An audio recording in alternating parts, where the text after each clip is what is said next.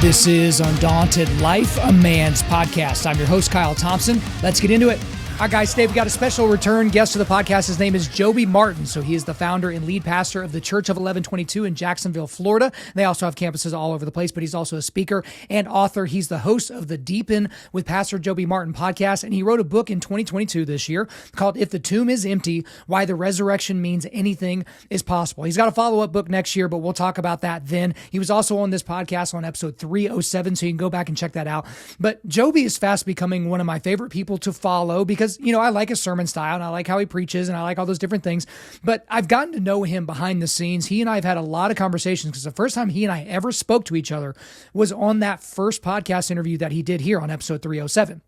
But since then, we've been able to develop a friendship. And, you know, we lead off this podcast because we spend probably the first 40 minutes or so talking about megachurches. Because, you know, I know that I've said some very negative things about megachurches and I've kind of couched it in a very broad way. But he and I kind of had a Peter and Paul moment where he kind of basically called me and, you know, called me out on some stuff. And we talked about how that interaction went, because that was maybe only the second or third time he and I had interacted. And that was kind of a private conversation. So we spent a lot of time getting into that. But we do talk about, you know, how you can make a megachurch healthy, how just because there's a lot of people that go there and because they have multiple campuses and huge buildings and, you know, all this media attention or things like that, that doesn't necessarily make them bad. Because one of the things you need to focus on is you need to focus on making disciples. And then you need to focus on continued discipleship. You know, I asked him about, you know, having autonomous churches if something were to happen to him, like having this succession plan, like if something happens to Joby Martin, like what happens to Church of 1122 and all those different things. We talk about emotionally manipulative music, but then he's got something that he's about to launch, you know, coming up this fall. By the time you listen to this, it may have already been launched, but it's basically, I don't want to take it away from you or away from him because I want him to be able to describe it, but it's one of the most all-encompassing, I'm trying to think of the best way to describe it. It's one of the most all-encompassing womb to tomb initiatives I've ever heard a church do, because his church is going to try to eradicate things in his area of the globe that most people would never touch. We're talking about human trafficking. We're talking about, you know, abortions. We're talking about cleaning out the foster system and getting these kids adopted. He's talking about, you know, cops that, you know, basically need a place to fill out their paperwork so they're not having to look over their shoulder and, you know, maybe they're going to get ambushed. So many different things. Like, it's going to potentially redefine what American evangelicals would do or what would they consider to be pro-life. And I don't think I'm being hyperbolic when I say that.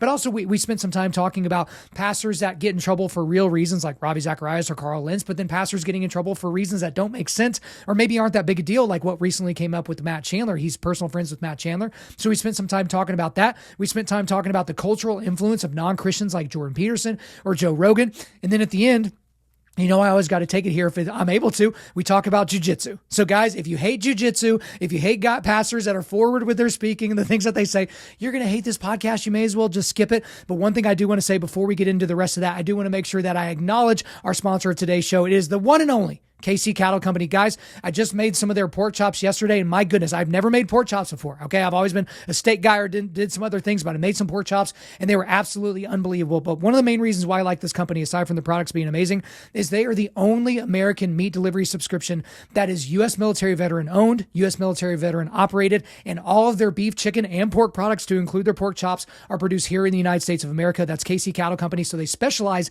in Wagyu beef. So some people hear Wagyu and they're like, oh, I'm automatically not going to be able to afford that. That's not true. Obviously, you can check out the show notes. You can go to the link and you can know that for yourself. But the thing about Wagyu beef, it's a different kind of beef. It's a different type of marbling. It's going to get you way more of that flavor that you like. But they sell Wagyu steaks, Wagyu roast, pasture-raised chicken, pasture-raised Berkshire pork, Wagyu bacon cheeseburger bratwurst. They have other kinds of bratwurst. There's like red, white, and boom. It's got like mozzarella and blueberries and cherries in it. It's absolutely ridiculous. They have their Wagyu hot dogs, which are basically like eating a steak on a bun. It's absolutely amazing. But we've partnered with them. We want to make sure that you guys can check out their products. So you can go to kccattlecompany.com.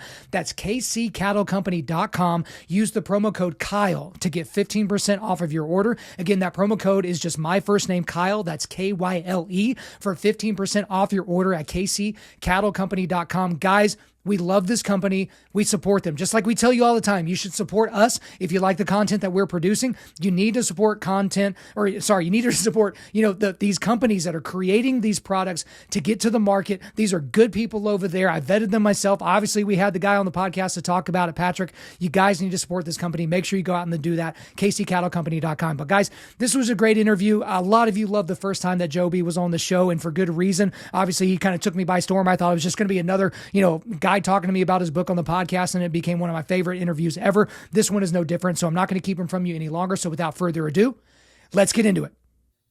Joby Martin, welcome back to Undaunted.Life, a Man's podcast. It's my pleasure, bro. Thanks for having me. Absolutely. Now, I've told you this off air, but I'll say it in front of your face as well. Your interview that you did with us earlier this year is one of the most talked about interviews. I still get asked about it. People that have found your church and found some of the stuff that you've done in your books through that podcast. So I'm so glad that we got connected through your publisher. But it's going to take me a while to set up this first question, but I think it's worth it, because one of the main reasons why I wanted to have you on today was because you and I had kind of a Peter and Paul moment a few months back. And so that's the way I'm describing it, like Galatians 2, Peter and Paul moment. So you called me out of the blue, and because, we had, traded numbers or whatever, you call me out of the blue and you basically say, hey man, what's your deal with megachurches? Why you keep giving megachurches crap? And I just start smiling. You obviously couldn't see that because we were talking on the phone, but I just start smiling and I'm like, whatever do you mean, Joby? Like, what are you talking about? And I don't want to ruin it. Maybe I won't set it up as much from there, but I found that to be interesting, because in our modern parlance, in our modern Christianity, we always get a little bit uncomfortable with disputatious attitudes or when people challenge other people. But it's like Paul walked hundreds of miles on foot to rebuke Peter in front of people because he was, basically acting in a racist way, because he had been influenced by the Judaizers and a whole bunch of other stuff. But anyway, I'll let you pick up the story from there. So what prompted you to call me? And then we'll dig even deeper into some of our conversations that have happened since.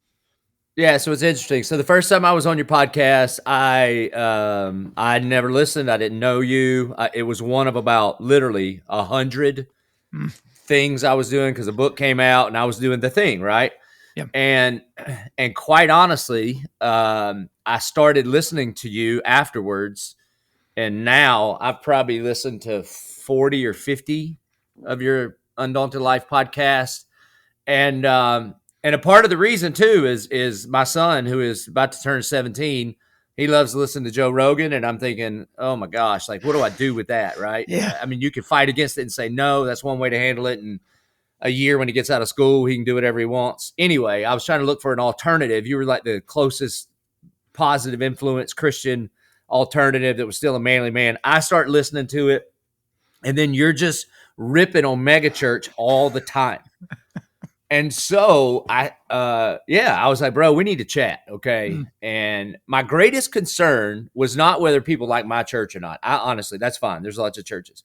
My greatest concern were to the men listening to you, because I think you were giving men another excuse to not go to church, and they don't need any more excuses. They've got enough.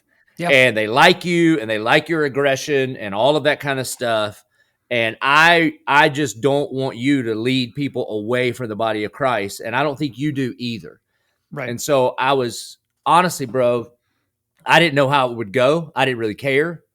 I do see a lot of a younger version of me in you. And so it takes a man, to bestow manhood on another man, to call another man out. And I'm a little bit older than you. And so I just thought, you know what? I really like this guy's podcast. I feel like I would really like this guy. So I called you. And honestly, man, you handled it with an unbelievable amount of humility. There was zero defensiveness, which, well, I was kind of shocked because you are aggressive. I mean, as aggressive as it gets, right? And you literally fight people multiple times a week, and you verbally fight with people all of the time. So I thought your instinct was going to be defensiveness, and it wasn't. It was real humility. And dude, I'm no expert either. I was just sharing a point of view. I'm not Paul. Right. Yep. But that's how the conversation went. And then we began having a bunch of conversations, as you know. But I don't guess your audience would. And so now we talk maybe weekly. And but I think it would be a good opportunity for iron to sharpen iron. And what I would say is this: I've heard, especially when you're talking about like the right to bear arms, you would talk about univariate analysis is a poor way to analyze something. Right. And you're given a univariate analysis of the church if you only measure it by how many people attend. And somehow you've got to start differentiating that, because you want every man listening to find a good Bible teaching, gospel centered church. And hopefully those churches are reaching people. And so I don't think it's just the size of the church that you're criticizing. I think it's a style of church that is afraid to preach the Bible, is afraid to offend people, is super effeminate, etc. Right. I don't necessarily think that has anything to do with how many people attend. So let's dig So into that's that. what I wanted to challenge you. No, I appreciate that. I appreciate you kind of giving the context of that, because and to be honest with you, I'm not sure if you had called me 2 years ago, like if this were 2 years ago, if I would have responded the same way, because of my style and because I have an opinion on everything. Like when you go look at my 1-star reviews on my show, it's usually, oh, he's so sure of himself. He's got such an ego. It's like, would you listen to a show from somebody that doesn't have a fully formed opinion on anything? Like, oh yeah, I don't really know what I think about this sports team, or I don't really know what I think about this book. Like, no, you should have an opinion. And so to a degree, I feel like, you take it with a grain of salt. But honestly, I was almost happy to have somebody kind of big brother me a little bit, or, good uncle me a little bit, or father me a little bit in that way, because I've never really had a spiritual father or a spiritual mentor in any of those types of things. And so it was almost like I felt that maybe you caught me in a good mood. Maybe I just had steak for lunch or something. Like, I don't really know, because I am a very defensive person. I'm very, very prideful, and I have to constantly fight against that. But I guess the thing that I appreciated about it, Joby, is it goes back. So you mentioned, Joe Rogan, who has such a tremendous influence even on Christian men. Here's another guy, Jordan Peterson, who has a tremendous influence as a non-Christian on Christian men. Be precise in your speech. I think that's in his first rules book that he did. And that was like, oh my gosh, like I wasn't being very precise in my speech. I knew what I meant when I brought up megachurches, but what everybody else was probably hearing was not what I meant. And for somebody that, basically talks for a living, like I want to make sure that I'm as clear as possible. So you gave me an opportunity. And guys, when this episode is going to be released, there's some interviews that I've already recorded where my language is not going to be as precise. That'll come out after this. So it'll be kind of all over the place a little bit. But it's allowing me to be more precise when I'm talking about healthy churches, because there are healthy churches of all types of sizes. But let's kind of dig in, because most of our time today is going to be spent talking on the megachurch deal. So when people normally see or think of megachurches, they think of enormous multi-site churches with, a great speaker that doesn't necessarily dig into the Bible. Maybe it's kind of life coachy stuff with a little bit of Bible verses sprinkled over the top. That's the church that I went to for like 12 years, right? It's basically that type of thing. You don't really see discipleship happening. You don't really know if people have actually given their lives to Christ or if they were just emotionally manipulated by the music. So let's dig into the first thing. Well, let's actually dig into music, because I brought that up, and then we'll get into the more important stuff like discipleship. So yes, you have a multi-site church. Yes, it's enormous.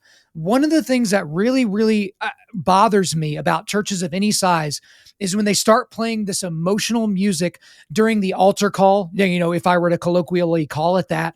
Because then I'm wondering, are these people being emotionally manipulated to raise their hand? And then they're given this false sense that they've actually received the gospel. So that seems like a very, very minute thing, but I know that bothers a lot of other people because they've told me the same. So talk to me a little bit about that when it comes down to just the style of the presentation from the stage. Well, I think there's all kind of worship that's described, particularly like in the book of Psalms. There are war cries. That's what the phrase "new song" means. It was actually a song of victory, and they would get together and chant the victory before they went and fought, and then come home and sing the new song again. So sometimes, like the word "hallelujah" itself means like to jump up and down and turn around. Yeah, it was like a parade term. And then there are other songs and psalms that are come from the same word that we get the word Sabbath, and it's translated like "let us come worship and bow down." And they're soft and melodic, and David played a harp, and then sometimes he could rip a lion apart with his hands. So it's not either or. Hopefully the church has a breadth of like emotions behind the song. And emotionalism for sure should be avoided, but we are to worship God with our emotions. So for sure, man, it's threading the needle there. And bro, we play all kind of different songs, and we play certain songs at the end of the service that are in a certain style. and we place different songs at the beginning of the service, all that kind of stuff. We just want it to enhance and literally focus it on the Lord, man, straight up. We're not trying to emotionally manipulate people. And part of the way you see that is how much follow-up we try to do with anybody that makes any forward step towards Jesus. Because essentially, we're just trying to disciple people, disciple them in worship, disciple them in Bible study, disciple them in mission, disciple them in everything. And then also, man, the style of music at your church, it really does. It's reflective of the people that are in charge of making those decisions. I got saved at camp. I'm a camp guy, man. I love it. I did youth ministry for 15 years. And I love the end of our services where we play some music that it's always going to be theologically accurate, or I'll either change the words or we don't sing it. But man, I want to stir the affections of people's heart. I don't think when the woman comes in and breaks the alabaster jar, that was just like a robotic kind of thing, bro. She is pouring out her heart and soul and tears on the feet of Jesus. And at some point, if you don't do some version of that, no matter how manly you are, and I'm as manly as they get, then something's off. Now, you might primarily be like a cerebral guy, and you'd rather sing hymns that sound like, just kind of very robotic. But at some point, man, if your heart's affections are not stirred for the beauty of Christ, not just the efficiency of him to keep you out of hell, but the beauty of Christ, who lived and died, was resurrected, and is coming back to get you, then something's off. And so we're trying to help people in all of those lanes worship God more holistically when it comes to music. Well, let's talk about, I want to talk about discipleship a lot more, but I want to couch that really quick because I heard you say this in another talk or another interview, and then you just said it again there, that you will actually change the lyrics of songs that are sung at your church if the original lyrics as they were written by the writer of the song are maybe not theologically accurate, or at least theologically ambiguous or something like that. And so for me, like, I feel the emotion of God when I listen to brutal music that also, worships God. So bands like For Today, some of August Burns Red. Is that the one that like starts your show? So what starts my show is August Burns Red. And so, they're not a Christian band, as it were, but like, I will tell you, whenever I've been at, like, when people go to like worship sets or, worship night at church and they're all handsy and all that kind of stuff, I've never really gotten into that because the music, for whatever reason, doesn't really agree with me. But when I've gone to bands like For Today or, Living Sacrifice, or these bands that are so adept in their gospel understanding, but they bring it through a brutal music, that's where I worship. Not like that. It's, by slamming into somebody else and screaming and doing all those other different things. So it's just a different style. And I know that's not really conducive to a massive church environment. But talk to me a little bit about why you would even dare to change the words of songs, because, the woman that's targeted to, the woman that, K-Love and Air One think about whenever they allow music on their radio stations, she understands the words as she's, listened to it 10 times that day, driving around doing errands when she's listening to K-Love. And then here you are messing with the words, which almost seems like you're manipulating the artist. And you say, hey, I'm not an artist, but here I am manipulating the artistry or whatever. So I know you've gotten that feedback and that kickback before. So talk to me a little bit more about that. Yeah, man, doctrine matters. You can't rightly love God without right thoughts about God. And there are some songs that are, they're just heretical, you know? And so we're not going to sing those. But sometimes it's like the song is great and you put the wrong word here that implies something wrong about God. And so we just change those words. And it's not just about heart and feelings. Like if I went home and said to my wife, who has brown hair, if I said to her, hey, I wrote you a song, let me sing it to you, and it started out with how much I love her blue eyes and red hair, she would not be honored by that song. She would think, you're singing about somebody else. That's not me. So we're not going to sing songs that say untruths or that are so man-centered that it's just about me. We're in our church, the people in the chairs are not the audience. The audience is God. The people in the chairs are the choir, and the people on stage are the ones that are actually, like directing, not the other way around. Well, the funny thing about that too is the moment you said the word doctrine, and probably not a whole lot of people in my audience, but people get their hackles up because they're just like, oh, are you just wanting us to be one of those doctrine focused automatons? But I feel like there is this kind of schism and this almost dissonance between these two crowds where there's the theological crowd that their doctrine is airtight, but they haven't had an emotion since 1997. And then you've got the people that are just constantly gushing with emotions and they're trying to find that next hill song or Bethel or whatever music that is just going to make them see God in a new way where they're crying and barely be able to drive down the road because they're sobbing so hard. So again, I keep teeing up discipleship. That'll be the next question, I promise. But talk to me about that little bit of that, because I get asked questions like that all the time. It's like, hey, what type of worship are you into? And why don't you talk positively about worship? And then they're like, well, are you reformed or are you this? And what Bible studies would you recommend? And they're testing me to see if I've got kind of the doctrinal bona fides, as it were. Yeah. Although you did turn me on to one of my new favorite bands, the Altar Music. That was you, right? Didn't you tell me? Boom. Hey, what's funny about that? Hold your note on that. So the band I mentioned earlier twice, For Today, that is probably one of the most biblically based heavy metal bands I've ever listened to in my entire life. They are no longer together. The lead singer of that band is the pastor of the church that's called The Altar out in somewhere in Tennessee. I forget the name of Johnsonville, Tennessee. Johnson City. That's right. Johnsonville. I'm thinking about bratwurst. I'm hungry. But he's the lead pastor and he wrote some of that music. So yeah, brought it all together. Bro, it's super good. But the thing to be careful about in platforms like you and I have is you cannot take your personal preference and treat it as a precept of God. So music style is a personal preference. All right. Right. And so we've got to be careful about diminishing how other people have been created as image bearers of God and how God has wired them to say he's worth it and to say, well, what you're doing is not as good as what I'm doing. So sometimes the worship wars that happened like years ago about what instruments are okay and not okay, now it's swung over to the other side where people are saying, well, this is like really authentic worship and what you're doing is not. I'd be very, very careful about publicly criticizing other people's style of worship. And what's crazy, bro? So look, man, we are a doctrinally sound. I don't know what church thinks they're not doctrinally sound, but we're an Acts 29 church. So the amount of assessment I had to go through to like get the stamp of approval from Acts 29 is pretty high. And you've heard me preach, bro. We're just a verse by verse book of the Bible guys most of the time here. But what's crazy is churches like that aren't typically putting out the best music. They're just not. And I don't know what the deal is with that. But we write a lot of our own music here. And, we got some really talented folks. But we are trying to do that. We are trying to put out music that could be helpful to other churches that would also be trustworthy according to the scriptures.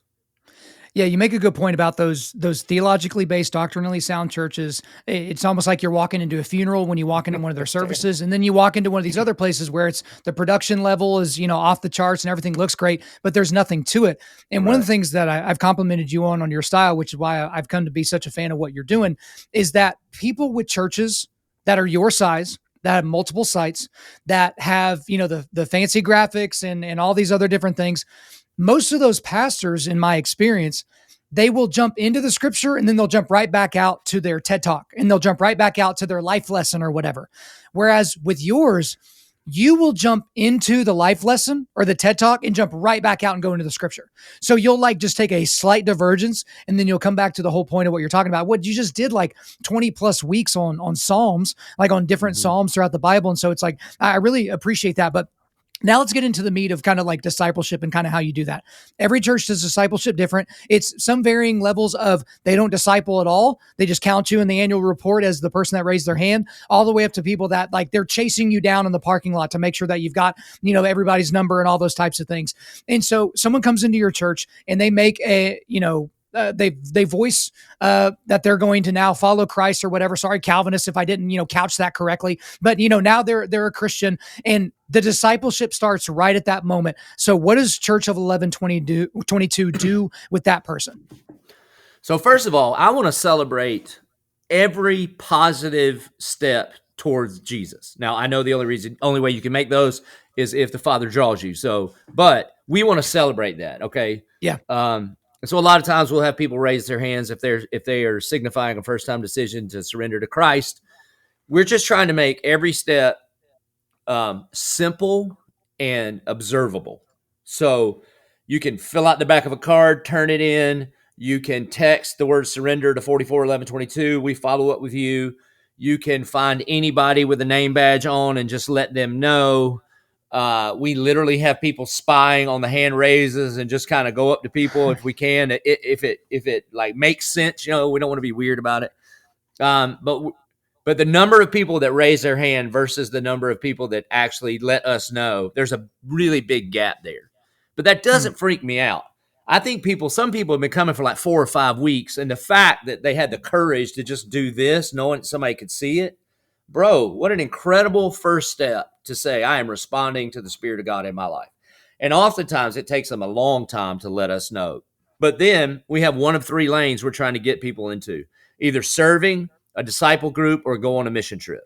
And the reason we do short-term missions has little to do with the needs around the world, because God's just doing fine everywhere. It has everything to do with microwaving discipleship in the life of the believer, But that's it. So everyone at our church knows you take one of those 3 steps. And then sometimes during the year, we might have a shorter step. Like if you're not comfortable going and sitting in somebody's house, we might have these larger starter groups that meet on church with childcare. But all we're trying to do is come alongside people and help them take the next step in what it means to follow Jesus. That by definition is what a follower is.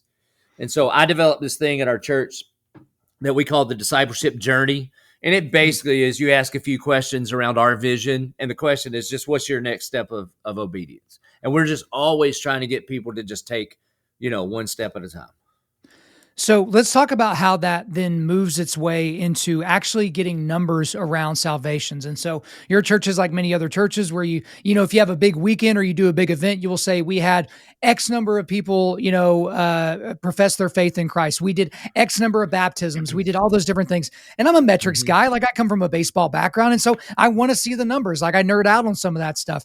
But the problem, it's not, I guess they're a problem. It's a confusion for me is, how do you know that? Now, this back ends to a much bigger question, which is how the heck do you know that you're saved? And I've heard John MacArthur explain his answer to that probably 75 times, and I'm still not sure, right? It's just kind of one of those things where you're like, ooh, are my fruits big enough, or are my fruits, sweet enough that I've actually, did I get the Holy Spirit? It's always that, you have that internal schism. I'm sure Satan has a whole lot to do with that. But from y'all's end, like, when do you feel comfortable putting a tally mark in this person got saved at our event?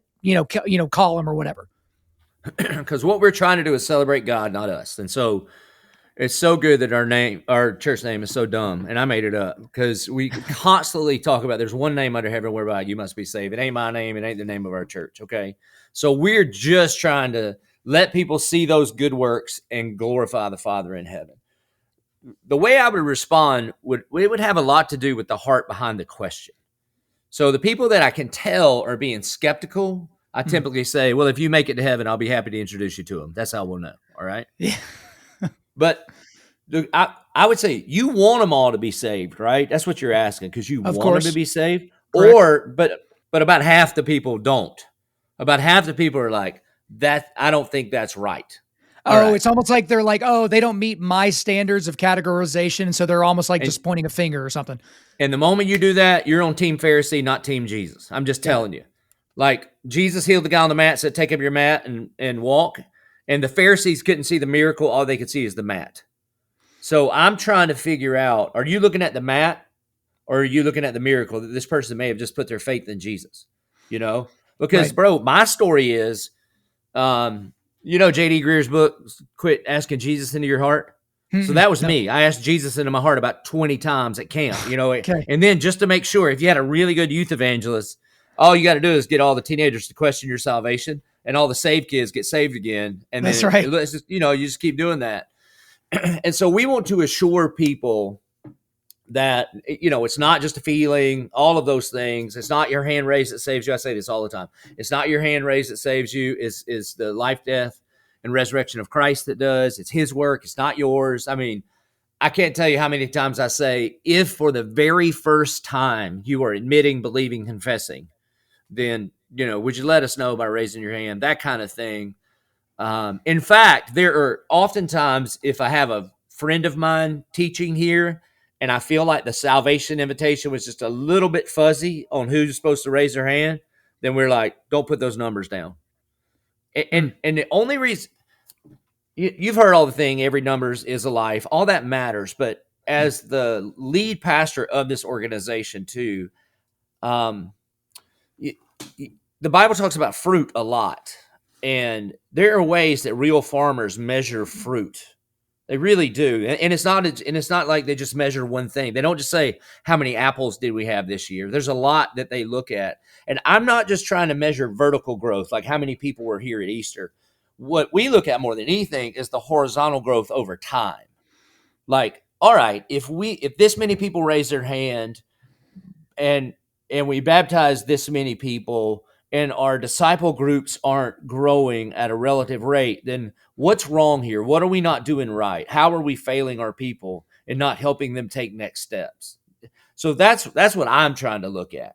And if you leave any one of those things out, it's really hard to the Proverbs say, just look well upon your flock. Well, that's my job, man. How, you would, if you're a shepherd, there's a lot of things that you're measuring with the sheep to not only care about the individual health of each sheep, but also of the flock. And so we have a lot of people that spend a lot of time looking at those things because we want to have a healthy church where people are discipled. Well, in the individual, like kind of looking at yourself individually, I remember when Dale Partridge first said this, it's like, I don't know if he said this on my show or if it was in a private conversation, but it was like, it's not how many years you've been a Christian, it's how many hours. And so your life is going to look significantly different if you're like, I've been a Christian for 20 years versus, no, I've been a Christian for like 20,000 hours. Like that shows a different level of, the worship, right, different level of Bible study, theological understanding, and different things like that. But also, I think it's important, and I forget what pastor said this, so I would love to give them credit, but I can't remember the guy's name right now. But he was talking about, if once you get to the pearly gates, because everybody likes to talk about that, and they're like, all right, let's check and make sure if we should let this guy in or not. If your sentence starts with, because I, like they say, hey, why should we let you in here? And it's like, because you don't get it. It's always that because he. Begg. Okay, there you go. That's right. So it's because he. Everybody listening or watching this, you just need to go to YouTube, put in Alistair Begg, the man on the middle cross. Man, I have preached this thing about 10 times, and I just say, I was listening to Alistair Begg, and here's what he said. And that whole thing, he gets to the end and says, well, why should I let you in? And he goes, the man on the middle cross said I could come. Bro. Dude. That, I'm in my office right now, and it's right behind our stage. And when I grew up playing sports and all that kind of stuff, and I watch that YouTube clip right before I go out to preach almost every week now. Right. You just need to set up a brick wall on your doorway because that's the wall that you want to run through after you hear a guy say that, because you're just like, totally, man. Yeah, because like, dude, you can wrap yourself around the axle with theology and with right doctrine, as we've talked about, and we've talked about why that's important. But then whenever people lose the gospel, whenever you yourself lose the gospel, you lose the simplicity, and in that you lose the beauty of it as well. So I have one more question on kind of the whole megachurch thing, and then I'm going to move on to some more interesting topics, I guess. But since I've talked about it so much, I don't want to give it short shrift. But one of the problems about the church that I used to attend, and again, you guys have heard me say it, I attended Life Church, Craig Rochelle's church, for 12 years or so. I think they started the multi-site thing. They started YouVersion. They've done some amazing, incredible things.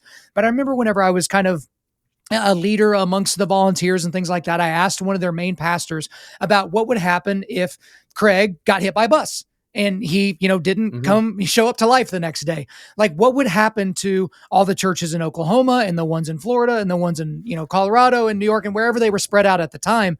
And the answer was, well, we don't really have a plan. I thought they were kidding, because this guy was really high up who I was talking to. And he says, we essentially don't have a plan. And I was like, so they're not going to break off into autonomous churches. They're not going to have every lead pastor be elevated, campus pastor elevated to lead pastor and do all those different things. They had no freaking idea. Now, I would like to think that they've probably developed something like that. I'm going to be very, genuine and hopeful that they have done that since then. But that's part of the problem with some of these kind of cult of personality churches, if you will. You have a Craig Rochelle or a Joby Martin or a Mark Driscoll or a Carl Lentz or whoever, and you've got these multiple sites and everything's great and grand until that person falls. That's a rough list, by the way. I know. I just had to sneak a few people in there. That list took a turn real quick. Yeah, I did that to see if you were paying attention. But like, that's the thing, is like they've got followers and they've got people that are interested. But then what if people die? What if they fall? What if they are now disqualified from ministry in some way? So I guess I'm teeing you up, hoping to goodness that y'all have something like that for Church of 1122. Like if something happens to Joby, the church can kind of go on and keep serving the greater community and the kingdom of God. But that's one of the big problems I have with megachurches as well, is it's all about the main guy with the main microphone, and then they'll just kind of let the chips fall where they may if something bad happens. So let me ask you this before I answer your question. Is it really all about me, or am I just playing the role God's given me to play? And if I were to throttle back, maybe I'm being unfaithful, like the one talent guy. Like, aren't I responsible to just do with what God has given me? And so, I mean, I'm not trying to make it about me, but I am the lead pastor, and I do preach, and I preach my face off, and I teach the Bible, and I beg people to surrender their lives to Christ, and people do. And then I push us to go reach more people and send more missionaries and plant more churches. And it almost seems to me people would be more comfortable if God used me to do way less, because then they wouldn't feel like there was a bigger risk when I'm done. So first and foremost, it seems like if Craig Rochelle didn't do all that God has called him to do, then one day he's got to stand before the Lord and give an account for that. That's what Matthew 25 says. Yeah. That the guys with the talents, they have to give an account, and I'm going to have to give an account. And I don't want to be the one talent guy that, because of the fear of what may or may not happen in the future, that I went and dug a hole and hid it. Yeah. So that's first off. Now, if something happens to me, first and foremost, please pray for my family. I was 38 years old when we planted this church 10 years ago. I just turned 49. And the question I got asked all the time is, what's your succession plan? And I was like, first of all, could you pray for my family? Because something is going horribly wrong. Right. Either I'm dead, debilitated, or disqualified. So whichever one, please pray, okay? Yeah. And I don't know how you set up for that necessarily. Now, here's what I would say. We are a staff-led, elder-governed church. All of our elders are lay elders, and they're all actually old guys. The Hebrew word for elder is beard, by the way. So before it was a church word, it just meant old dude. So we've got actual old dudes that love to tell me no. So they love me and I love them. But and then we've got a really talented staff. Now, currently what would happen is the current staff, my XP would take over and they'd give it a run. And then they would seek to figure out what the Spirit of God was telling them to do and do whatever he told them to do. That's the best advice in the whole Bible, by the way. That's John 2:5, where they run out of wine at the wedding at Cana. And Mary tells the servants, do whatever he tells you to do. Now, it don't matter to me.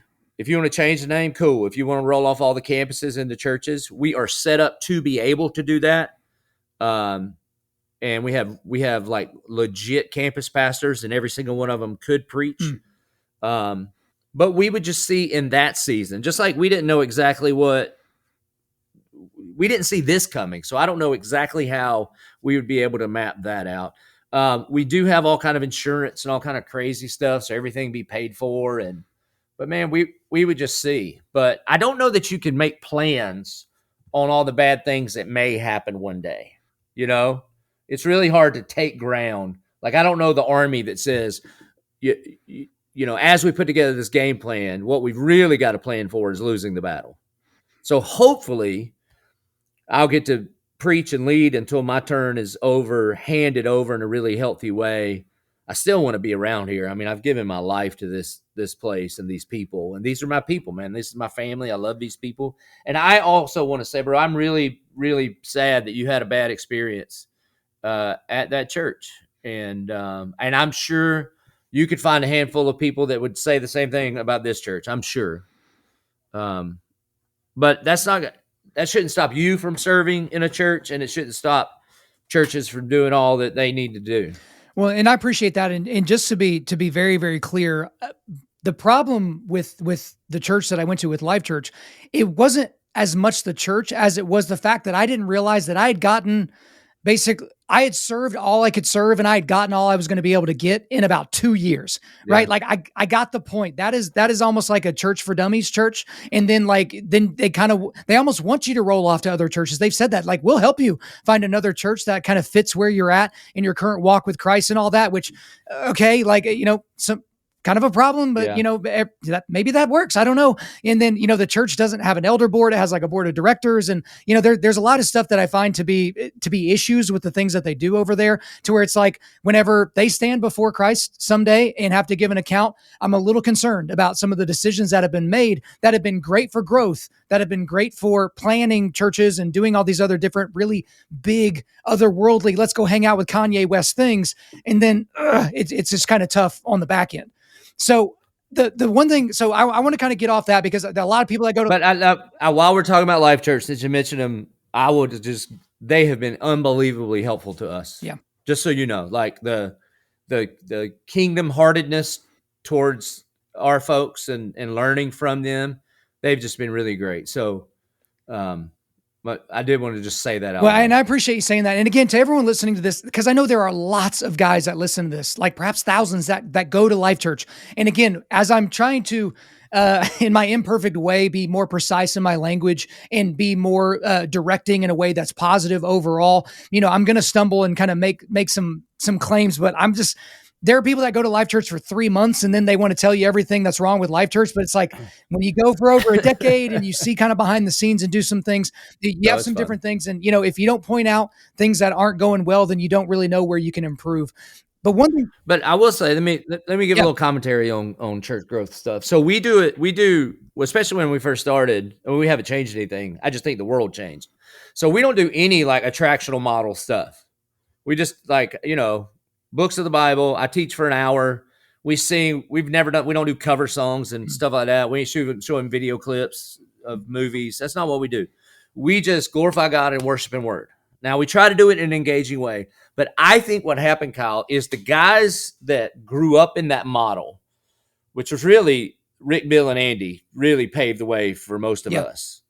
And thank God for those guys, because you can preach in jeans and a T-shirt, and it could be like normal humans could understand what was happening if they didn't grow up in church. So, but I think the world changed, bro. I don't think there's like a seeker sensitive movement. I mean, the Bible says no one seeks for God, but today, if somebody actually shows up in your building, this is just the way I think about it. They came to church, and I think what they're thinking is, regardless of what they believe, they're thinking, I need something different. What are you offering? Just give me the goods, man. Don't bait and switch me. Don't teach me how to have a good family and then be like, oh yeah, see that worked. Now let me give you some Jesus. Right. Just give me the goods. And I don't know if I've shared this with you before, but the idea that stuck in my mind is when I was in high school, the armed services would come and recruit during the day in an assembly. Can you imagine how people would go crazy these days? And we sat there, and first of all, thank God for all the armed services. But the Army guy went first, and he goes, you need to be in the Army because you'll learn a skill. You'll make the most money when you get out.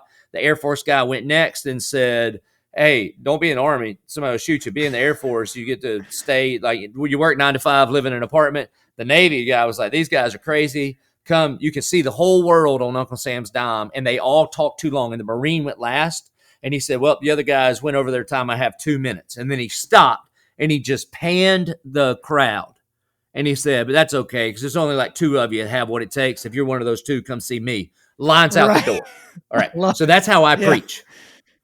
When I preach, I'm like, most of you, you can't do this. There's no way you're pulling this off. We say things at our church like, you've got 3 years to go on a mission trip, or I need your seat. And if that makes you mad, get over yourself. You can go to some other church that's not going to ask you to do anything. Jesus discipled disciples for 3 years, and then he said, we're going to the ends of the earth. And then I say, now, because of COVID, I'll give you 3 years and 3 months. And that's how long you've got. All right. And then you got to go. Why? The Great Commission says go. So we do those things. One year, instead of handing out bulletins, we handed out child packets from Compassion International. So think about it. Every person has one. And then we lined the back of the sanctuary with trash cans and said, you can sponsor that kid or throw them in the trash, because if you don't sponsor them, they're going to be eaten out of the trash, ready to go. And people lost their minds. We sponsored every kid. So we do that stuff, not because it's a growth strategy, but however, somehow the more offended people are. It's crazy. They leave here, they're so mad. They're like, I can't believe this guy. They bring back 6 friends the next week to come check it out some more. So it's because there's something real to it. Is real. It's kind of the same thing. Like you could look at it in any way, shape, or form. You can have this vapid, movie where there's really no plot to it. You know exactly what's going to happen. Music that's incredibly predictable or something like that. But that we don't attach ourselves to that typically as human beings. Like there has to be some deeper. So even I was thinking about a guy like George Strait. It seems like he's rinsed and repeated the same song multiple times. But why is he so popular? Because there's a story in that song that makes sense to you. And so you keep returning back to it because you've had that long drive on that road. Yep. And all you could think about was the one that got away. And so you put on George Strait and you've had that bad rodeo experience and you're sore and beat up. And then you listen to George Strait. Like there's something to it. There has to be something you can attach yourselves to. And so when you give people, again, to use the word vapid scriptures and these, you take them out of context and you basically emblazon them on a coffee mug or a t-shirt, you're not giving them the true gospel. Don't hide the truth in the teeth of the gospel. The teeth are the best part because that's what bites and sticks on you. You know what I mean? So and before we go any further on all that stuff, I love everything that we've talked about so far, but you've been teeing something up for a while now. Oh, yeah. Because I've been listening to your sermons throughout the summer. So y'all are about to move into a season. And my understanding is it's going to be a year or two season. So not like hey, come for our 4-week sex series or our 4-week money series. It's like for the next 2 years, y'all are going to be focusing as a church on something. You're not calling it womb to tomb. That's just kind of how I've couched it in my brain. Talk to me a little bit about what that is. Cause then I've got lots of questions. Yeah, sure. It's a 2-year discipleship journey. It's called the 10-10-Life. It's rooted in John 10:10. What really happened is when the pandemic shut things down, to which we'll never shut down again, by the way, if they'll have to take me out in handcuffs. But we learned a lot through all of that. But the overwhelming sense I had is our people need a shepherd, like when we weren't gathering together in buildings. So I sat down, much like this setup, opened my Bible and did 99 devos, like just as if me and you were sitting down. I'd be like, here's some verses you should consider in this crazy time. And because I had this thought, like our people need a shepherd, I kept going to Psalm 23 and John 10. Those are the 2 preeminent shepherding texts, Old Testament, New Testament. Partly why we just talked through the Psalms all summer, and now we're doing this John 10:10 thing. Bro, I don't know if I'm sure this has happened to you. You read a passage over and over and over. I've been a Christian for over 30 years. I've been a pastor for 30 years. And so it's like the Spirit of God inserted a new word that you never saw there. John 10:10 says, the thief only comes to steal, kill, and destroy. Only. I'd never seen that word only. It's not like the world's way is all right and God's is better. It's like the only thing the thief is trying to do is steal, kill, and destroy. And then I would get home and turn on the news, and that's all I saw was stealing, killing, and destroying. And then Jesus says, but I've come that you may have life and have it abundantly. So we said that. What we're going to try to do is offer abundant life to every single image bearer of God. That has to do with what we're doing as a church. That also has to do with planting more campuses and planting more churches. We've planted 480 churches since we started. I want to plant 1,000 around the world within a 10-year period of time. And then also offer that abundant life to every single person that God would allow us to. And that means fight for life from womb to tomb. Not just be pro-birth, but be pro-life from the moment of conception to the moment the person breathes their life last. So we are partnering with all kinds of organizations, Christian pregnancy crisis centers. We're running forgiven and set free Bible studies for people that bought into the lie of the abortionist and aborted their baby. We're fostering kids, and we're creating a network to foster for all the families to help them. We have a pretty robust special needs ministry in partnership with the Tim Tebow Foundation. We're expanding that. We're helping provide special needs adults with job placement.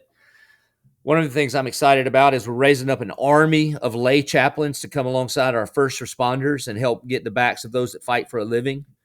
We're turning all of our campuses into respite centers for the police officers so they can not have to be watching their six while they're filling out paperwork in some shady parking lot. They can just come into our church and get snacks and coffee and air conditioning and Wi-Fi and all that kind of stuff.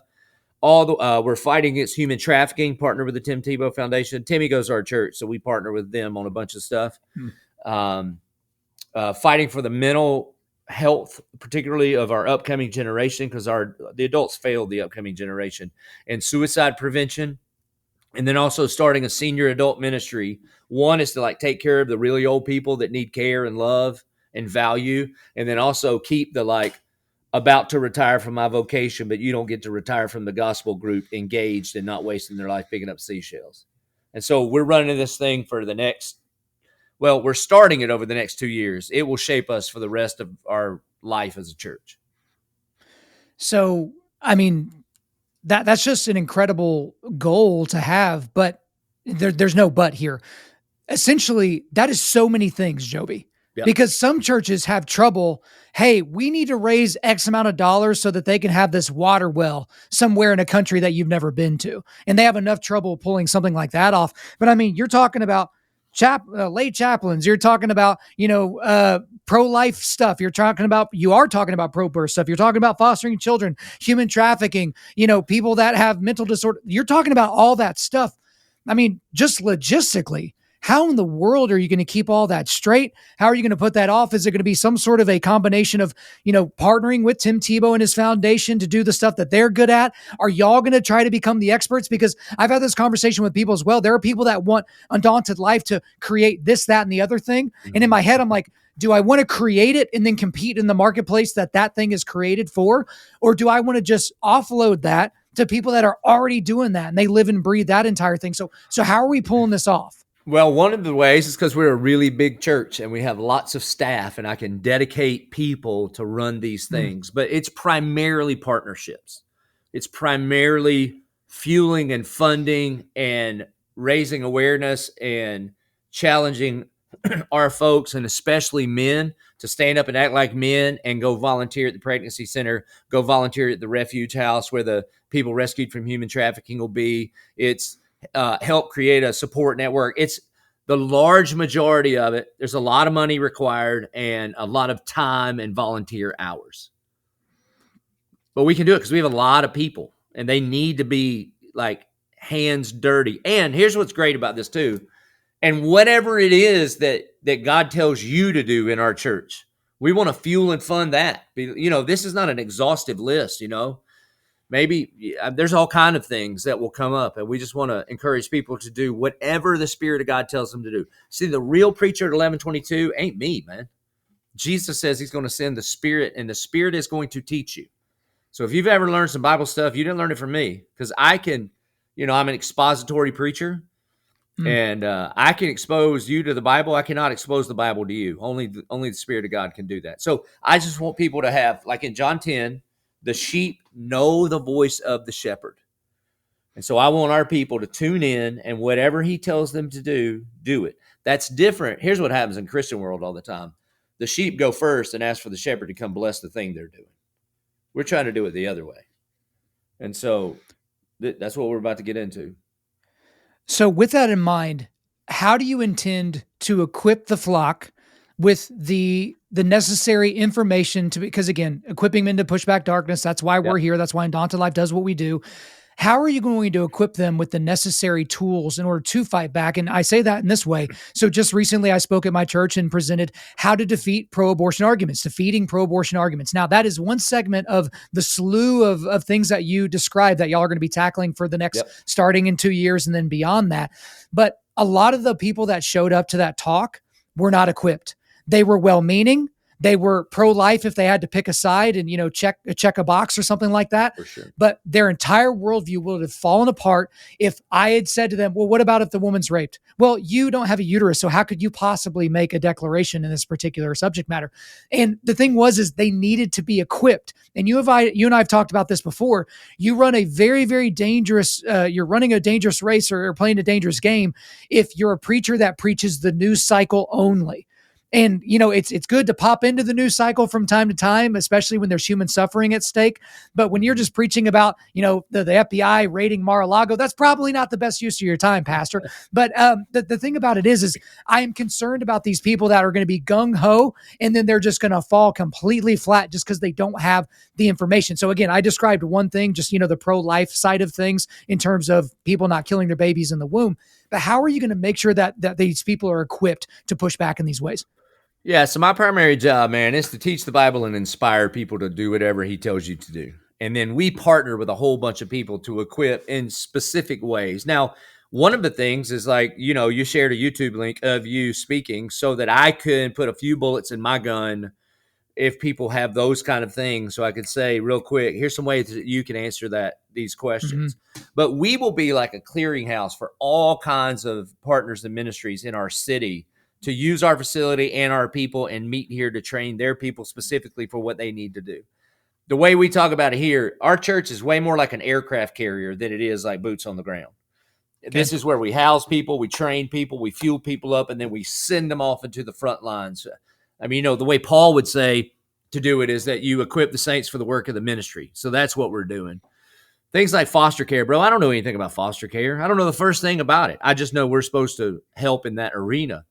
So you start down that road a little bit, and Governor DeSantis calls us and says, we're all in. Everything you need, state of Florida will help. We'll do the training. We'll help the processes go easier. Can we just have some rooms, to host that? Absolutely.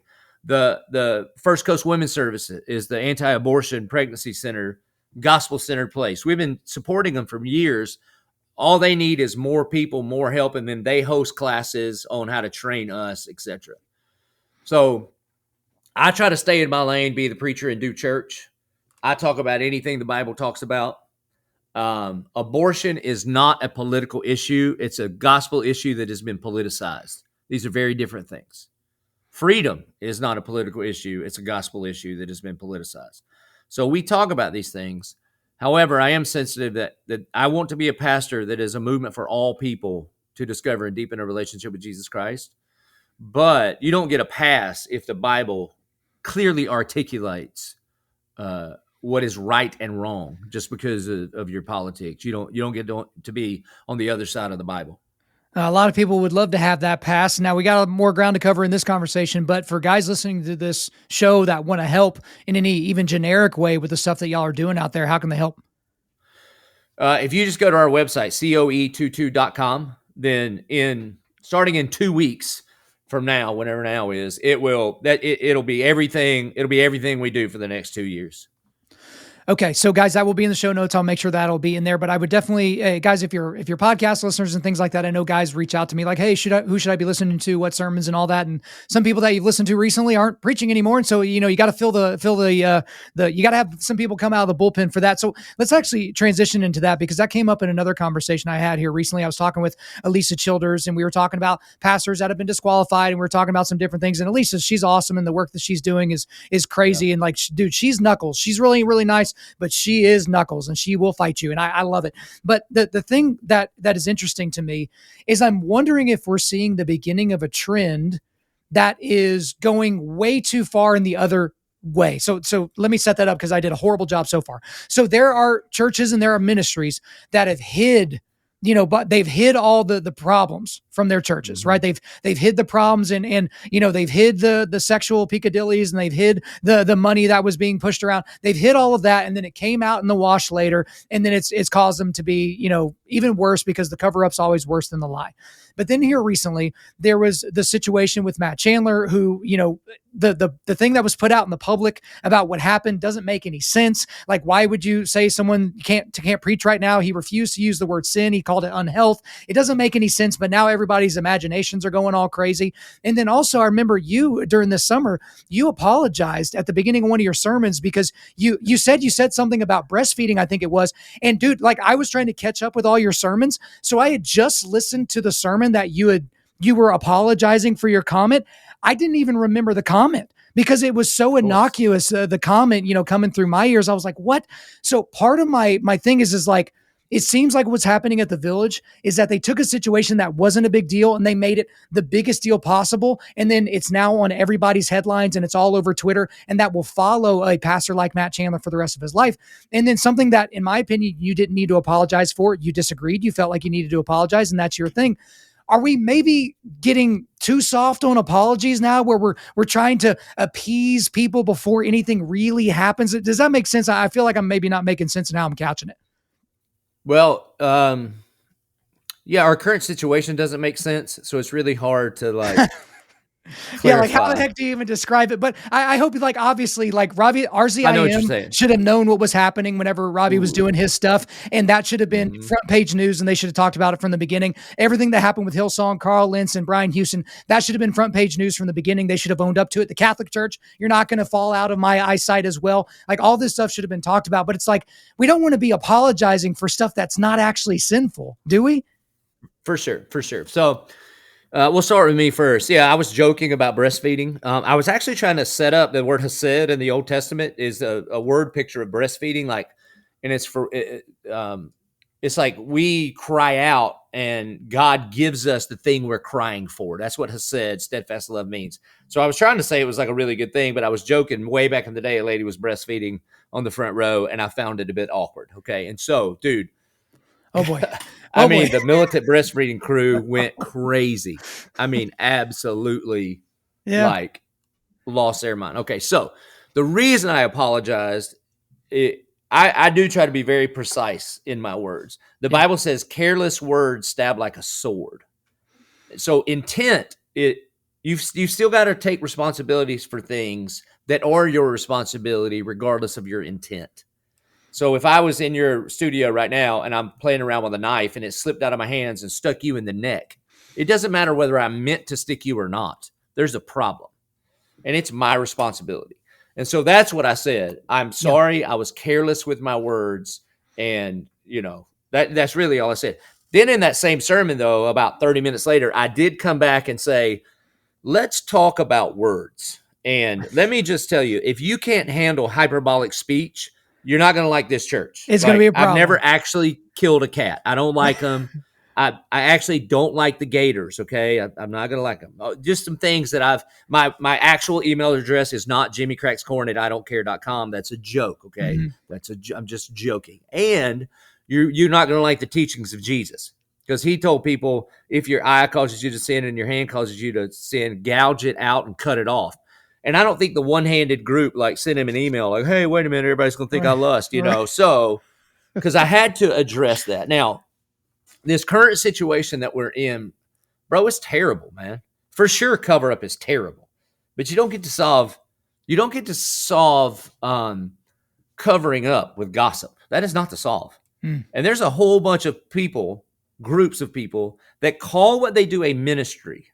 And you cannot tell me it's not just straight gossip about people that they're probably jealous of or just disagree with a little theologically. And all they are doing is gossiping. They're just slandering people, and they don't have the information, and they don't have a relationship with them. Oh, and I know you're And not they going to will name names, but I will. Gospel Coalition, the Christian Post, like Christianity Today, like these are entities that they love the headlines. They love putting stuff out there. Relevant Magazine, the stupidest name of any magazine ever because it doesn't mean anything. But anyway, go ahead. Well, it's just that, man. I mean, so Matt is a dear, dear friend of mine. Dude, Matt's a good dude, okay? And this thing just got all crazy. I mean, you want to talk about the most humble guy ever. Here's a guy willfully submitting to a group of elders. And you're right. There's no sin. The way that Christianity Today publicized, they say inappropriate online relationship. Oh, yeah. That's not even what the article said. Right. The article doesn't even no say one reads that. the article, and they knew that. Right. And so, man, so I tell you what it does, bro. All it does is create suspicion, man. It creates suspicion.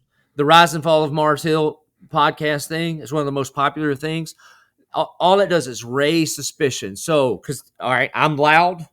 I preach very aggressively. I preach long sermons. We got a big church. We're multi-site. We're Acts 29. You write books. Men follow you. People just, men like you. Dude. And so how in the heck is creating suspicion good for the kingdom? Instead, I mean, Matthew 18 seems to say you have a relationship with somebody, you lean in. Let's take the way we started this podcast together, bro. I didn't even have a relationship with you. I just talked to you one time, texted you a few times. And you were not, I'm not saying you were in sin, but what if I would have used my platform to just blast your podcast? That would have been an option. Yeah. Or you could just pick up the phone and call somebody. And if you don't know them, maybe you should keep your mouth shut. Maybe you should talk to some people that do know them. Or maybe you should lean in and try to help. But Yeah, there is. I'm telling you what. You know what you call a thing that lives off of dead bodies? Maggots and vultures, and we got Yeah. a bunch of that right now.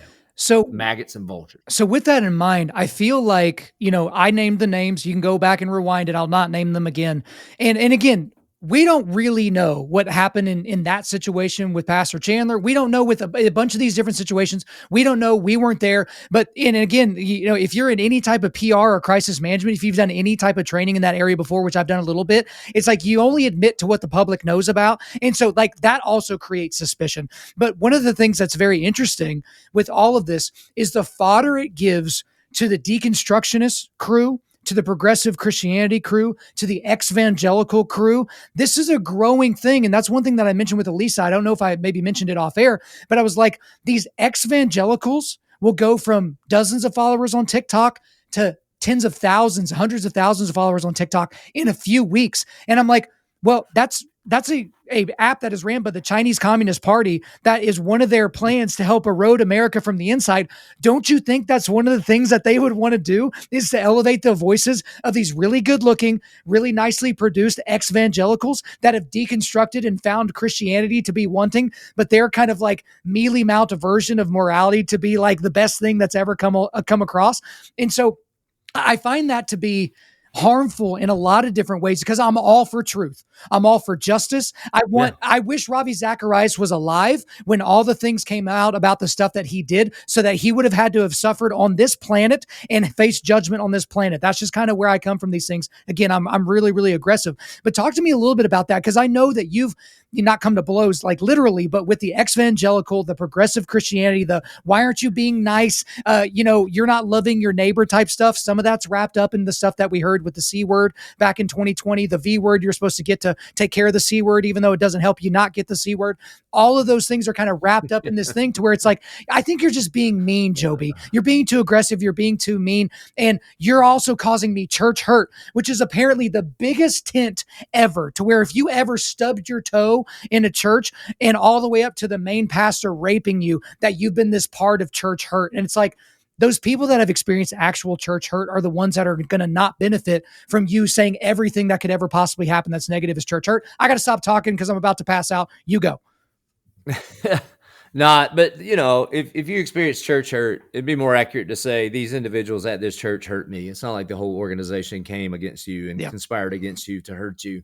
And there's all these terms that are thrown around now that, like spiritual abuse. And I know that happens, but it is used so much now. Basically, that means I disagree with what you said. And so now that's spiritual abuse. And honestly, man, you talk about it a lot. You're talking about the infiltration of Marxism in our society.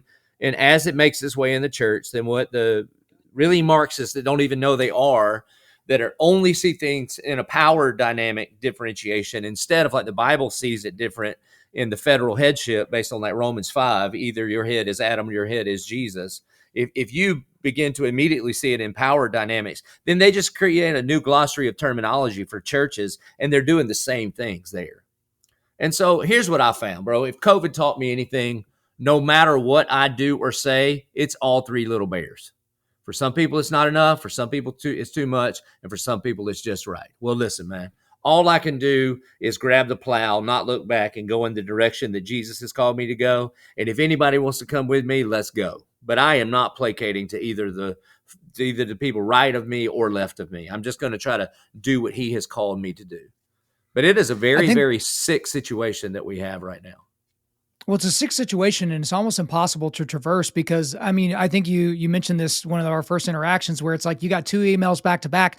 One was where, hey, you talk about race too much at your church. And the very next email was, you never talk about race. What's wrong with you? I'm leaving the church. Right. And the same thing that'll happen on my show, because I try to make it as clear as possible, but now I have the words for it. It's like, guys, on Undaunted.Life, a man's podcast, we will talk about faith, we will talk about culture, we will talk about politics. And that's not 1/3 of each of those things. And there's going to be seasons where I focus on only one or only the others or different things like that. And if you don't like that, you know what you can do to save you and me a bunch of time and consternation? Is just move on. Go listen to some other show. Don't send me a 14-page email explaining to me why you're leaving my show. Just break up with me. Just tell me it's not going to work out so I can mourn the loss of that one listener and kind of move on with the rest of my life. But it does create this thing that if you are especially more emotive, empathetic, and you always want to please people, you're going to be destroyed as a pastor or as a podcaster or as a blogger, as anything. At some point, you have to set a heading for what you're wanting to do. And the heading might be something like, I don't know, I'm holding up the word of God in front of me right now. Maybe understanding this a little bit deeper and digging into the stuff that's happening there is going to give you the correct heading that you need so that you don't get swayed by what's happening in the world in the news cycle. So here's one thing I did do though, because there is a difference between pastoring a church and leading a podcast. Because this is a family. I mean, like you're a member of the church kind of thing, right? So I'm not just like, I don't care about you sheep, you just leave. If people would write me mean emails and tell me why they're leaving, I would just call them on the phone and say, I just need you to read that email to me. And not one person could do it. Seriously. I wonder why not. Because I was like, no, I mean, like I married your kids, like I buried your grandma. Like, don't you remember that mission trip we went on? Like, so, and you and I haven't even talked yet. You're doing this because of a decision we made about mask or no mask or meeting or not meeting or, whatever the thing was. There's about 5 things people could choose from to be mad at. And that's fine. So what do I need to learn? But we need to do this face to face. We need to, or at least on the phone. And I'm telling you, they couldn't, man, because now we're talking about people. Yeah. And man, these devices are killing our ability to interact with one another face to face, right? I mean, there's some wonderful things about them, like this podcast. I'm blessed by your podcast on a weekly basis. But then, I think it was Mike Tyson when he was just like, nobody would talk to each other like this when I was growing up because you just punch them in the nose. No, exactly. It's true. Well, yeah. Well, the same thing is like, look at you mentioned the rise and fall of Mars Hill. Like, if we didn't have this podcast medium, like what is somebody going to write a 20-part series in the New York Times, this expose on this pastor? No one's going to read that. Even whenever newspapers were the thing where you went down to the corner and, spent 50 cents and got the New York Times, like no one's going to follow that. They actually had an editor and a publisher that had to approve things. These days, you could just get on the internet with whatever opinion you have, and it's instant, it's global, and it's forever. And it doesn't have to be true at all. Yeah, I mean, I've experienced that stuff where people come against us for whatever reason, and the things they're saying is not even true. Yeah. Well, and to a degree, you want to correct the record because capital T truth means something. But at the same time, you can't always react to the slings and arrows that come your way because then you give them gasoline to the few sparks that have been lit for that or something like that. But that actually, in a funny way, comes back to something that I wanted to circle back to that we talked about very early in the podcast. You mentioned Joe Rogan. I mentioned Jordan Peterson. Those are 2 guys that they've tried to be canceled. I mean, look at the last year and a half for those 2 gentlemen. They've tried to be canceled in just about every single way that a human being can be canceled, and they've only gotten bigger. So there's a lesson. Take Jordan Peterson's advice whenever the slings and arrows are coming your way. Just batten down the hatchets for about 2 weeks, plug your ears, and then whenever everything dies down and they found somebody else to be mad at and sling their arrows at, then come back out and do your thing. But don't change your entire worldview because someone got mad at you and gave you the sads. But I want to talk. He also said, Jordan Peterson also says, don't apologize if you haven't done anything wrong. So back to when I took responsibility, I was apologizing for being careless with my words. And I'm going to tell you, as a preacher who, as bold and confident as I may seem, I'm a big old ball of ego and insecurity, just like all the rest of us, especially those of us that like fight and work out and all of that, right? I mean, it's straight back to Wild at Heart, and I know you love that stuff. And I will go for the funny reaction. Like I can, man, I can do it. I can make people laugh and I can go there. And it's a real sign in me of immaturity. And I sensed I did that. And now people are like, they didn't hear any of the message because they're so angry. And there was this mob forming. And so I could take responsibility for my words being careless. Now, if I was careful with my words and somebody got angry, I mean, I get it all the time because I tell people if you die without Christ, you're going to hell. And people get very angry at that. Well, I'm obviously not going to apologize for that because that's the truth. So, but I think it's right. You don't apologize if you hadn't done anything wrong. Yeah, I think that's a great way to operate. But the cultural influence, and let's not talk about culture because that gets into a bunch of different stuff. Let's just talk about the church, because Okay. there are young boys and young men and old men, frankly, in the church that are being catechized and discipled by Jordan B. Peterson and Joe Rogan. And there are some very, very positive things about those two gentlemen. And then there's some unbelievably negative things about those two gentlemen as well, way more so on the Joe Rogan side than on the Jordan Right. Yeah. Peterson side for sure. Totally. But I get the struggle that you had with your teenage son, to where he likes listening to Joe Rogan because when he's talking to a comedian, it's 3 hours of laughter and fun. When he's talking to a neuroscientist or a nutritionist or something like that, you learn stuff from people that you would have never even knew existed, but they were brought onto that show. You're going to get understanding about things of this world. You're going to understand things about God from reading 12 Rules for Life, or going back to his, series that he did on Genesis, looking at the psychological side of, from a clinical psychologist point of view on the book of Genesis. He's about to do one on Exodus. He's writing a new book about God right now. You're going to be able to glean some amazing things from those guys. But at the end of the day, neither one of those guys are Christians. And so they're not bringing actual fruits or jewels or treasure from the Christian worldview to bear in the stuff that they're doing, because they're not grounded in a Judeo-Christian ethic. They're heavily influenced by it, but these are not gospel-centered human beings. So talk to me about kind of the good and bad of that. And even as a pastor, like, how much can you expose yourself to that before it starts to poison the well?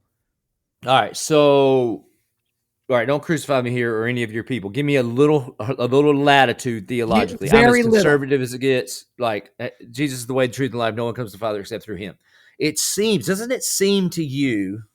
I've been thinking about this, man, with Jordan Peterson. You can't spend that much time in the Word of God over time and it not affect you. Like, it seems to me like he is on his way. Yeah.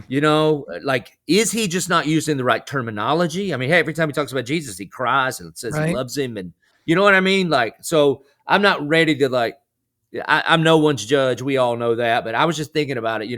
The Bible says in Isaiah that the word of God will never return void or in vain. It always does what it sets out to do. Just like the rain waters the earth and it makes the crops grow.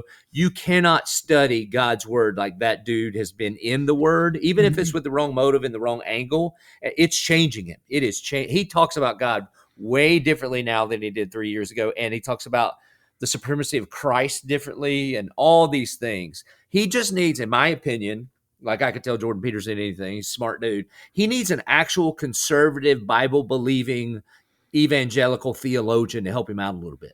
He really does. Not just like the Catholic brainiacs and the, high church Anglican brainiacs, but people that believe the red words are from Jesus. All the words are inspired by God. The miracles actually happen. Like a legitimate, I would love, I don't know who, Al Mohler or somebody, to just like say, hey, here's historically, this is what this passage has come to mean to the church. Now tear it apart and do whatever you're going to do. The Joe Rogan thing, bro.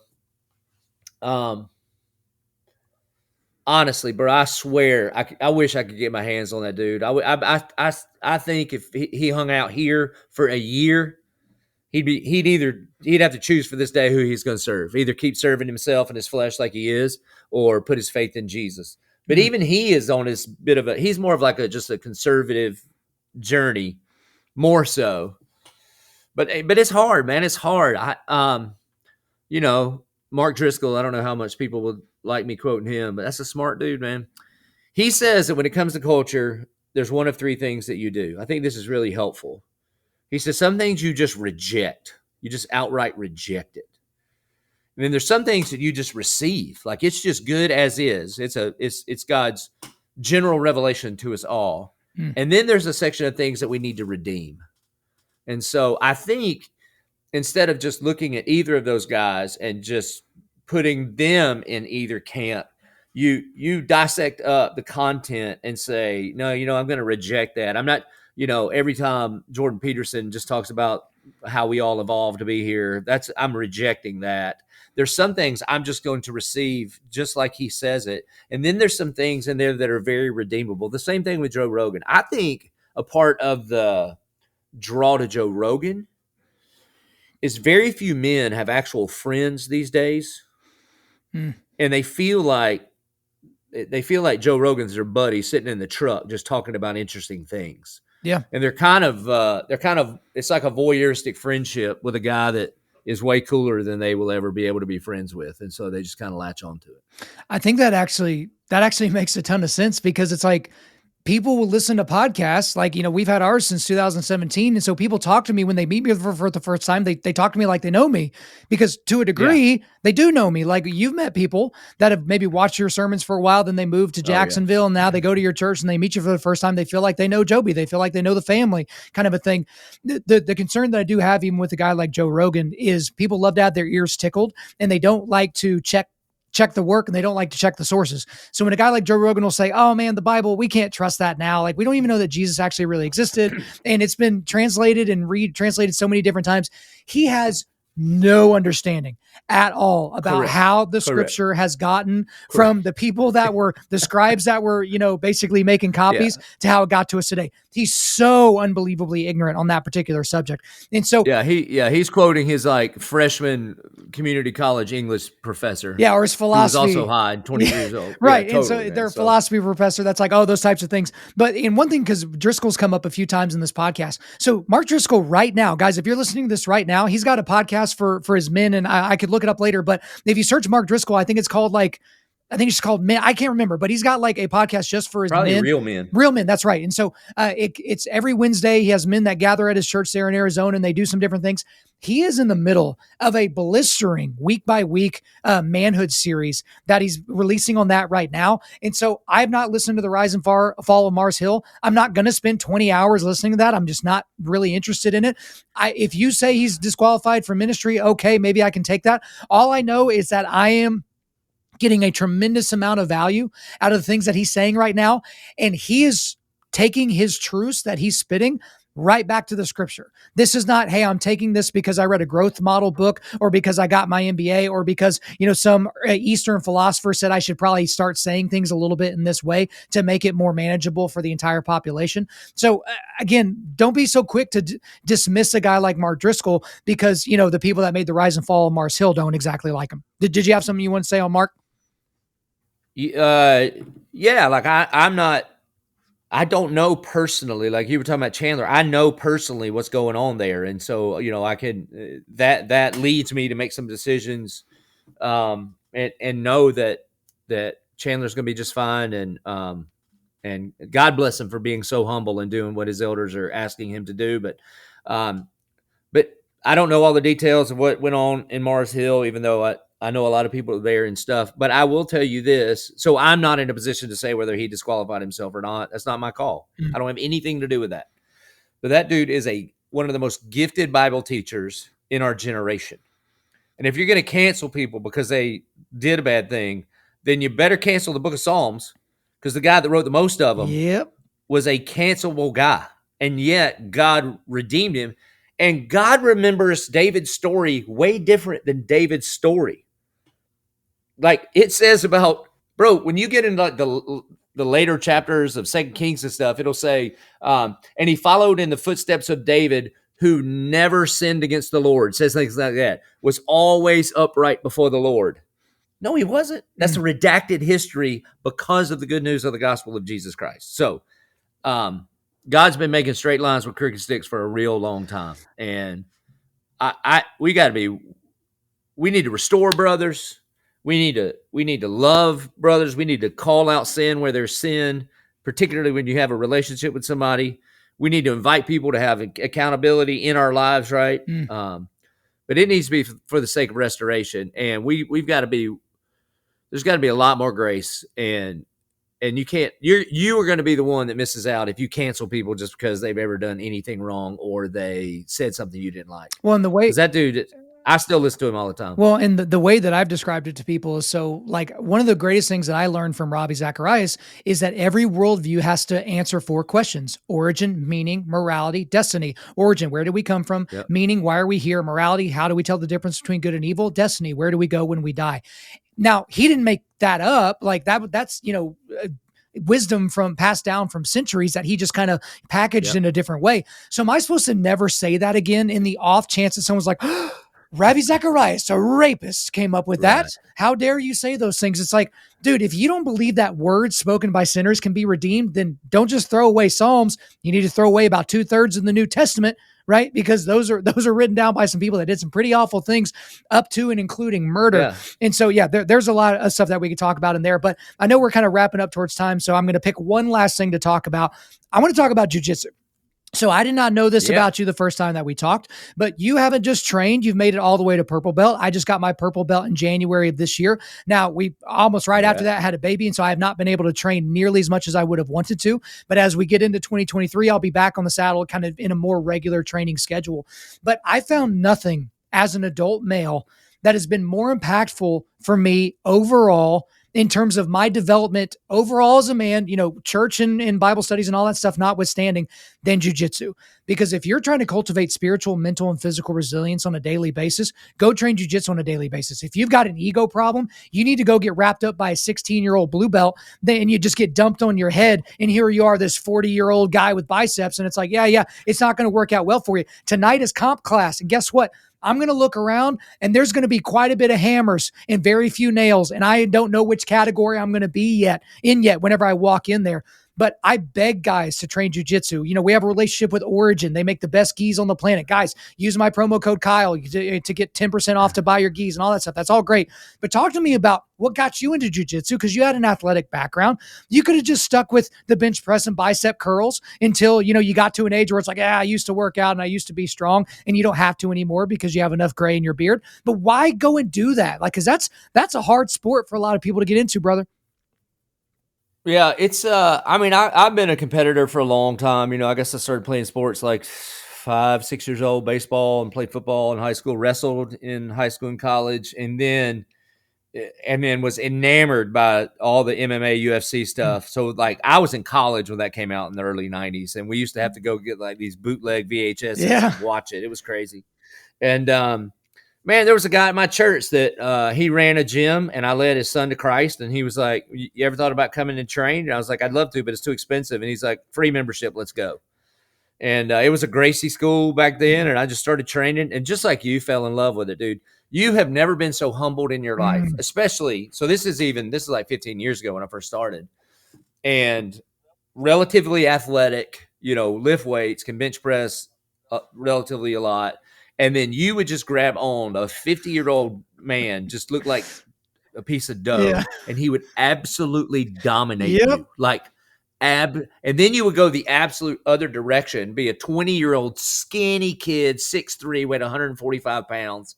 And if he tried to fight you in the parking lot, you would think, I'm about to stomp a mud hole in this kid. And that joker would tie you up and absolutely embarrass you. I was bigger, faster, stronger, more athletic, and lost. Right. Every time. Exactly. And so I loved that. I loved it. I loved it getting handed to me. And then I also had a wrestling background. So our guy was like, don't wrestle, learn jiu-jitsu. And then when I got my blue belt, he said, start wrestling again. And so then I was able to kind of put some of that stuff together, which was helpful. And I actually got my blue belt from Hoyce. And in his schools, they were always like, white, blue, forget about it. Yeah. Like, you're never going to get beyond blue. So when I finally got a purple, it was big. And then my kid, JP, my son, he'll be 17 next month. When he hit like 7, 8 years old and his sport started to ramp up, my jiu-jitsu started to go way down. But starting about 3 years ago, he started training. He's been in 3 tournaments, won them all. He still hasn't gotten scored on yet. So he honestly he thinks he's going to be a UFC champion. Like if you ask him, and somebody's got to be, so might as well be him. I'm hoping he gets a B in English. That's what I'm really hoping. So now I'm starting to train again, but it's mostly like to spend time with him, and I'm getting it handed to me again, bro. Hey, I try to tell people all the time. I've talked to a lot of guys that started training jiu-jitsu in their 40s. I started training whenever I turned 30. And there are ways to train where you can take care of yourself and you don't have to go crazy. Like I tap early, tap often. That applies all the way up to black belt. No, because I know a lot of guys that are black belts now that they were 10 plus years in before this whole leg lock revolution came through. And so if they're like, well, I'm a black belt, I'm not going to tap to this heel hook. They're going to go into surgery the next week. And so it's just having that humility. And the other thing about it, Joby, and I know you would co-sign this, is the baddest dudes in the room are always the calmest. They're not the ones pounding on their chest. They're not the ones getting mad if they get subbed. They're not the ones slamming the wall and cussing and doing all these different things. They're just relaxed because they've been beaten so many times and they've gotten to a level to where they can see the other side and they're like, okay, I know a thing or two. But those are the guys in the bar when people start popping off and throwing chairs and bottles, they're just going to casually walk out. But if you go poking your finger in their chest, they can handle it. Bro, I would much rather roll with a black belt than like a blue belt because the black belts are so smooth. And they're even going to let you roll. Like if you do something sweet, they're going to be like, all right, that's cool. Because they still know, even though if you just got in dominant position, you're not going to be there long because I'm going to take you back again. But it's like you can really get better. You know, if I wrestle with an aggro blue belt, it's just a lot of like, it's like riding a bucket bronco. You know, it's kind of all over the place. And one of my favorite things about it is it's one of the few sports, one of the few like fighting sports that you can go full out on a Tuesday night and go to work the next day. You can't do that in Muay Thai. You have to go to the hospital. If you get kicked in the jaw, you're dead, man. So you can go 100%, and then just like you're saying, just tap and play nice and go to work the next day, and you'll get a little mat burn on your face, but that's all. Right. And I mean, you're exactly right. Like you should train striking, you should train Western boxing, and you should train Muay Thai and kickboxing and all those different things. But if you go full bore, that means you're sparring. And that means you're taking shots to the head. There's basically no two ways around it. But and maybe even to kind of wrap up here with the Jordan Peterson thing, one of his 12 rules, I think it was in the first rules book, is compare yourself to who you were yesterday, not to who someone else is today. And one of the biggest lessons I've ever gotten in my jiu-jitsu life, Tyler Murrah, who is, basically our dominant champion. He was a brown belt IBJJF world champion. He's one of the greatest jiu-jitsu guys that I've ever rolled with, because I have rolled with Andre Galval, so I kind of have to put him there. But I've rolled with this human being more than I've rolled with anyone else on the planet. So this was whenever I'd either just gotten my blue belt or it was right before blue belt or something. So it was comp class. So it's 2 hours of looking around, only seeing hammers, and you're like, oh, well, I guess I'm the nail. So it's 2 hours of just eating it, just over and over and over, tapping constantly. You're getting frustrated, and I'm so competitive. I'm so ego. So I go into the locker room, and I'm brooding, right? I'm just like, man, I can't freaking believe this, and I don't even know if I should do this anymore. And Tyler came in real calm, like I've talked about this on my show a bunch, but he came in real calm, like, and he was just like, hey, you okay? And I'm like, oh man, it's just frustrating practice. And I got tapped a whole bunch. And he goes, hey, Kyle, what would you have done to the Kyle from 6 months ago if you were to roll with him? And I'm like, oh my gosh, I would kill that guy. And then he's like, then shut up. He's like, you've gotten a lot better in the last 6 months, but so have all of we. Like, we're all your teammates, right? And so it's like, that's just what it's going to be. You're a white belt right now, or you're just a blue belt right now. But if you keep training, if you keep coming and paying your dues, one day you're going to be the guy walking into the locker room, and there's that athletic wrestler white belt with one stripe on his belt that's, thinking about quitting. And you're just like, dude, just don't quit. Tap early, tap often, and keep coming and taking your medicine because it's good for you. All right. Can I play preacher real quick? Let's go. That was a really, really great illustration of progressive sanctification.